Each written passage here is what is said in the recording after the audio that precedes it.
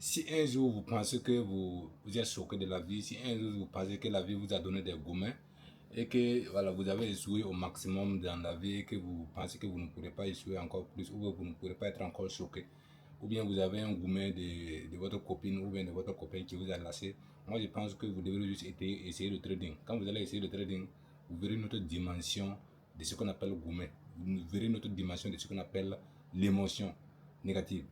Je vous raconte une petite histoire. Je suis en Chine actuellement. J'étais par exemple allé au marché de l'électronique à Shenzhen, pour ceux qui savent.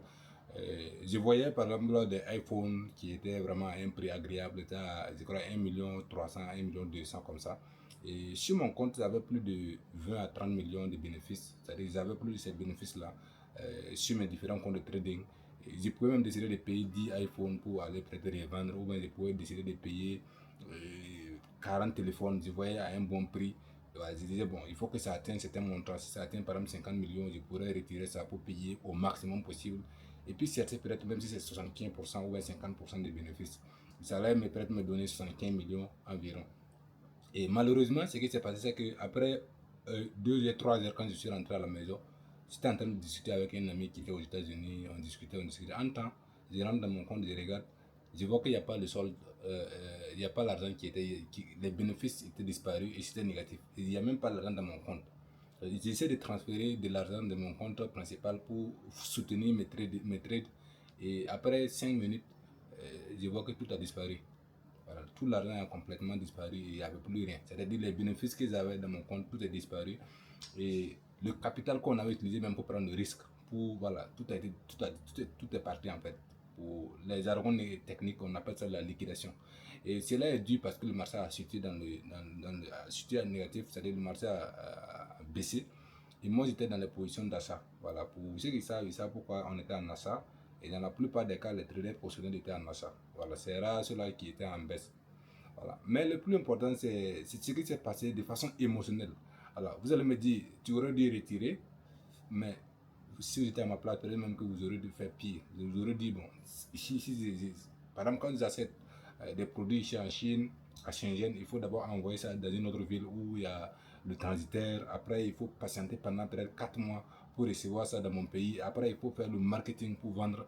Après, il faut discuter avec les clients pour pouvoir conclure les marchés afin de conclure vraiment revenir à l'argent réel. Alors que sur le trading, il suffit de prendre une position en achat en vente et puis tu attends, tu n'as plus rien à faire. Si tu as bien fait, si tu as pris la bonne décision, tu vas te retrouver avec des bénéfices. Donc vous voyez l'écart de différence. Ici, tu ne fournis pas d'effort. L'effort, c'est de faire l'analyse technique et prendre une position de buy ou de sell. Alors que pour ceux qui sont dans le commerce général classique, ils sont obligés de faire les commandes, discuter avec les clients, attendre pour qu'on les expédie. Après, il faut conclure. Vous voyez qu'il y a un processus qui est derrière. Donc, c'est ce qui me poussait d'ailleurs même à peut-être payer des achats, mais quand vraiment je suis à un certain niveau de profit. Et après 3 heures, 4 heures, tu te rends compte que tu as tout perdu. Tu ne peux même pas payer même un iPhone. Tu ne peux même pas payer même 2 iPhones. Donc, tu vois que si tu vois, tu es quelqu'un qui est trop émotionnel ou bien quelqu'un qui n'arrive pas à tenir, tu vois que tu risques de craquer. Surtout que moi, je suis actuellement à plus de R plus 40 à l'hôtel là où je suis. Donc, c'est pour vous dire que le trading donne une autre dimension du gourmet. Le trading donne une autre dimension de la vie. Et si vous n'êtes pas dedans, vous ne pourrez pas comprendre. Pour ceux qui sont traders pendant 4 ans, 5 ans, et ils savent de quoi ils sont en train de parler. Tu peux être en bénéfice, tu penses que tu es le meilleur. Après 3 à 4 heures, tu reviens en négatif. Et le marché continue de fonctionner. Donc c'est pour vous dire que le trading, c'est une autre dimension de la volatilité de votre âme. Vous pouvez voir votre âme en train de courir. Imaginez, vous regardez votre compte avant-hier soir. Tu regardes ton compte comme ça, là, tu vois l'argent en train de disparaître. Sous tes yeux, tu ne peux rien faire. Ça donne une autre dimension. Tu peux payer des produits après tu vas payer à 100 000. Après, tu veux même revendre à 120 000, tu n'arrives pas, mais tu n'as pas de bénéfice. Mais dans la plupart des cas, tu peux revendre ça à 80 000, tu peux revendre ça à 70 000. Mais là, on te dit que tu as tout perdu.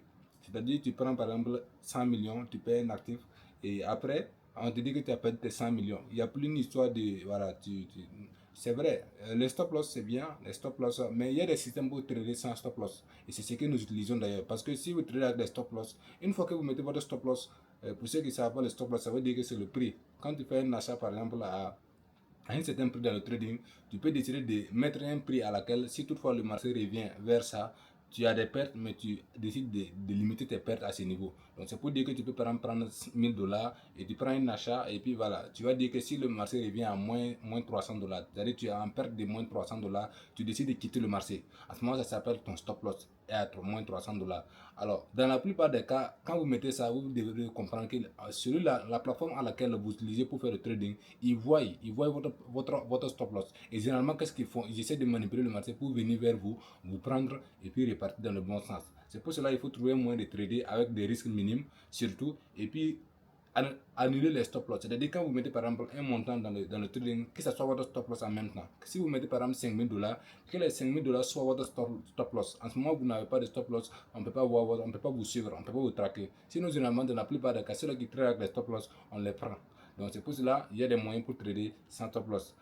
Mais cela n'est pas le sujet. Le sujet, c'est de comprendre que si vous êtes dans le trading et que vous êtes amené à devenir grand, il y a des étapes à passer. Il y a des échecs. Vous allez dormir. Je me rappelle qu'avant-hier, je me suis couché vers 1h et c'est à 18h, le lendemain à 18h, hier à 18h que je me suis réveillé. C'est-à-dire, tu vas te réveiller, mais tu ne sais même pas quoi faire en fait. Tout ton corps te fait mal. On ne t'a pas frappé, on ne t'a pas parlé mal, personne, mais tout ton corps te fait mal. Voilà, c'est ça le trading. C'est ça qu'il faut supporter si vous ne voulez pas vraiment être dans les traceries ou bien il faut discuter avec les clients. Souvent, il faut te fâcher avec le client. Non. Ici, tu ne te fâches pas avec le client. Mais si tu ne fais pas attention, le marché va te corriger. Et le marché te rend charge. Parce que ce qui est important vraiment, c'est de comprendre que quand vous êtes dans le trading, même si vous ne voulez pas, vous devrez être discipliné. La discipline devient quelque chose de normal. Sinon, vous ne serez pas rentable. Est-ce que vous comprenez? Et c'est pour cela, moi, je dis à chaque fois que le marché me donne raison, dans la plupart des cas, moi, je prends profit. Oui. Donc, l'argent que j'avais sur mes positions, c'était vraiment des positions où je tenais pendant longtemps, ou en espérant que ça va monter. Sinon, dans la plupart des cas, quand le marché me donne raison, je prends profit, je ne réfléchis même pas en fait. Et c'est ce qui fait que quand je montre mon historique de trading à quelqu'un, la personne me demande waouh, comment tu fais? Mais dans la plupart des cas, c'est parce que j'ai le secret de prendre profit dès que c'est possible. Est-ce que vous comprenez? Vous pourrez négliger 100 $, vous pourrez négliger 200 $. Si vous avez 1 million de dollars, si vous avez peut-être 200 000 $, mais vous devrez évoluer en fonction de votre rythme financier. Si dans votre compte vous avez 10 000 $, vous avez 20 000 $, vous ne devrez pas négliger 300 $, vous ne devrez pas négliger 500 $. Mais il y a des gens souvent qui ont des positions de 500 $, mais ils attendent encore 6 000 $, ils attendent 3 000 $. Donc tout ça parce qu'ils n'ont pas encore compris. Le marché est là. Vous n'êtes pas là pour partir demain, vous n'êtes pas là pour partir après-demain. Si vous êtes là vraiment pour le long terme, il faut comprendre quand le marché vous sert, quand vous avez raison dans une position, il faut prendre profit. Et c'est d'ailleurs le profit qui va vous permettre de vous relancer. Parce que je me rappelle bien, hier, avant-hier, malgré que le marché a chuté, quand j'ai été tout liquidé, j'ai essayé de racheter même, par exemple, Ethereum pour pouvoir peut-être après espérer que ça va monter. Mais dans la plupart des cas, même ceux qui étaient un petit levier dans les futurs, dans les contrats futurs, ils ont été liquidés. Donc c'est pour vous dire que toute personne n'est pareil dans ces genre de situations. Et ça arrive rarement. Voilà, parce que ça c'était arrivé en 2019. À ce moment, je ne connaissais pas le trading. Mais en 2019, lors du Covid, je pense que ça s'est arrivé. Et ce qui s'est arrivé, même, c'est presque la même chose. Toutes les monnaies ont été divisées par 4, par 5, par 6. D'autres ont été divisées par 10. Donc c'est pour dire que tu avais une monnaie que tu avais peut-être 1000 $ et après ça te trouve avec 100 $. C'est comme un beer market en fait. Mais tout ça est manipulé. Parce que si vous posez la question, imaginez un instant où nous avons 4000 milliards de dollars sur le marché des crypto-monnaies. Mais en rien de temps, on se retrouve avec 3500 milliards de dollars. Donc si vous faites la différence, vous verrez qu'il y a 500 milliards de dollars qui a disparu un coup. Mais la question c'est de se poser, mais où est rentré cet argent? Parce qu'on ne peut pas retirer ça un coup comme ça. Ce n'est pas des gens qui ont retiré ça un coup. C'est pour dire qu'il y a quelque chose qui ne va pas. Il y a quelque chose qui ne va pas dans le trading. Et ça, on dit même souvent que c'est de l'arnaque. Mais en fait, c'est comme ça que ça fonctionne. C'est l'offre et la demande. Donc, les marchés n'ont aucun lien avec le système classique. C'est pour dire que vous ne pouvez pas comprendre qu'on était à 4 000 milliards et après on se retrouve à 3 500 milliards. Et où sont rentrés les 500 milliards? C'est des questions vraiment qu'on n'arrive pas à répondre. Quelqu'un qui est professionnel pourrait dire que c'est faux. Parce qu'on n'a pas retiré. C'est pas ceux des États-Unis qui ont retiré ça un coup. C'est pas ceux de l'Inde qui ont retiré ça un coup. Mais c'est comme ça le trading aussi. Ça fait partie. Voilà. Parce que si on comprenait, s'il n'y avait pas l'équilibre entre les pertes et les gains, vous verrez que ça ne pouvait pas exister en fait. Et il y a un économiste qui a dit ça, que si c'est parce qu'il y a l'équilibre entre les pertes, l'offre et la demande que l'économie existe. Sinon, l'économie n'aurait pas dû exister. Voilà. Et c'est ce qui fait que les gens n'arrivent pas souvent à comprendre que l'argent, c'est juste une question de dimension. Voilà. Si vous avez de l'argent et que vous voulez vraiment grandir, le seul moyen c'est de chercher à acheter quelque chose pour que ça puisse prendre de la valeur. C'est ça qu'on appelle l'offre et la demande. Vous achetez quelque chose en espérant que ça va être encore plus cher dans l'avenir.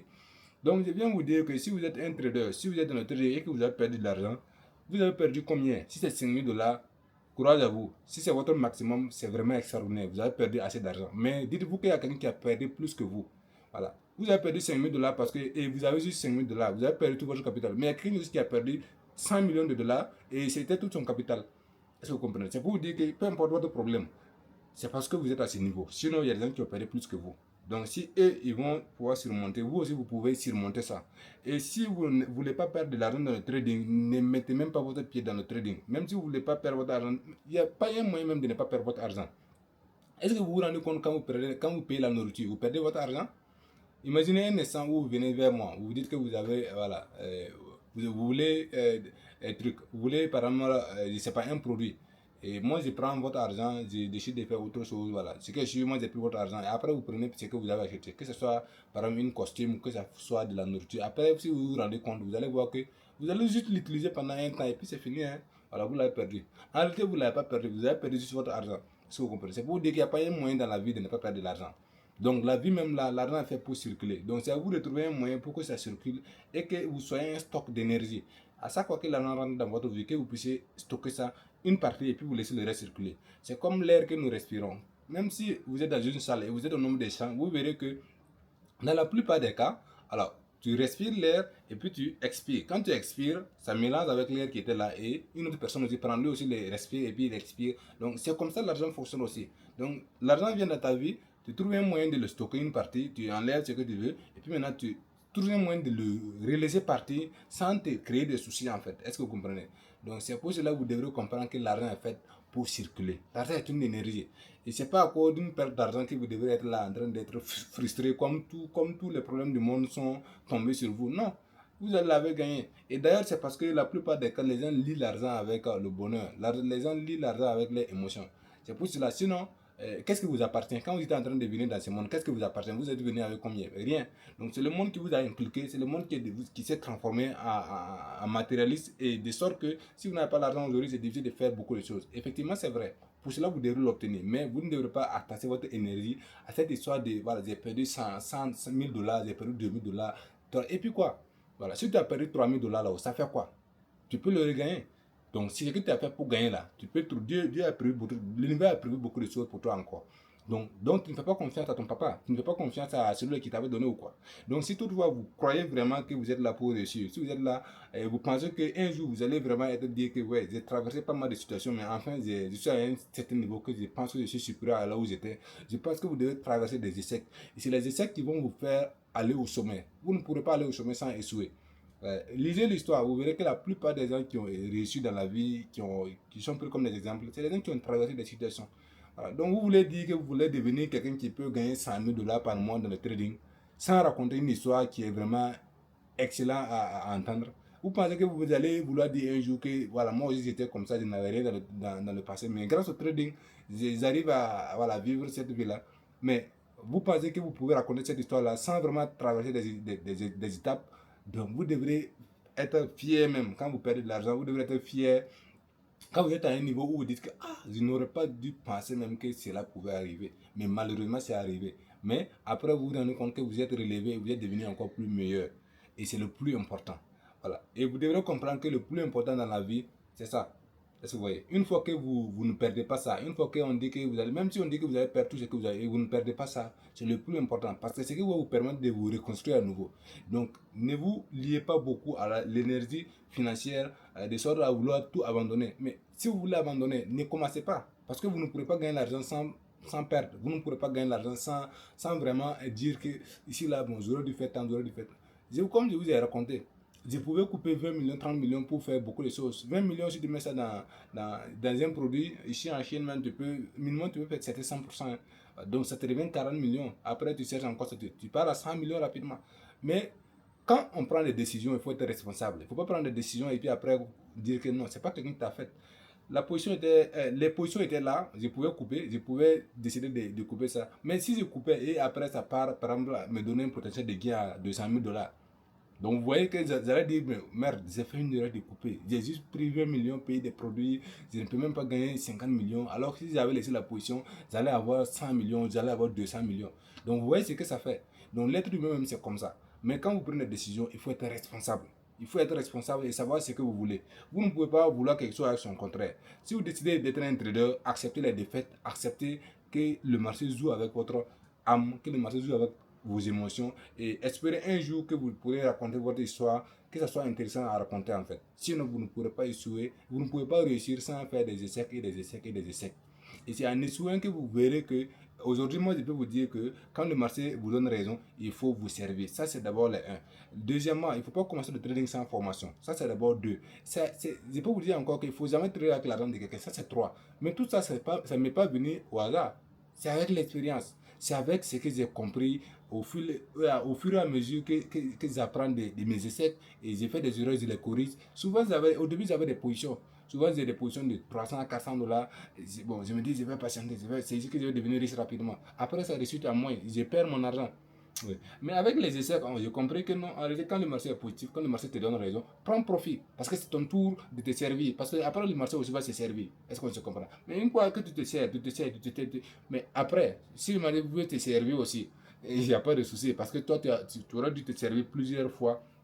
Moi, je peux dire que j'ai été liquidé, ça vaut 1 an.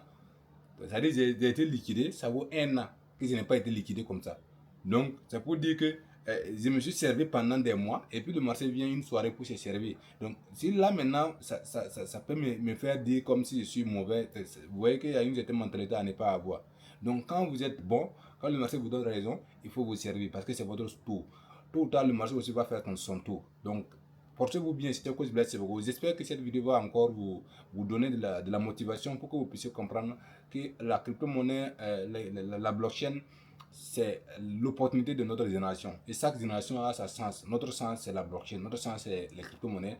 Notre sens, c'est Internet. Donc, c'est ici là et j'espère bien que vous pourrez raconter votre histoire un jour. Portez-vous bien, de succès possible en Afrique. Ciao, ciao.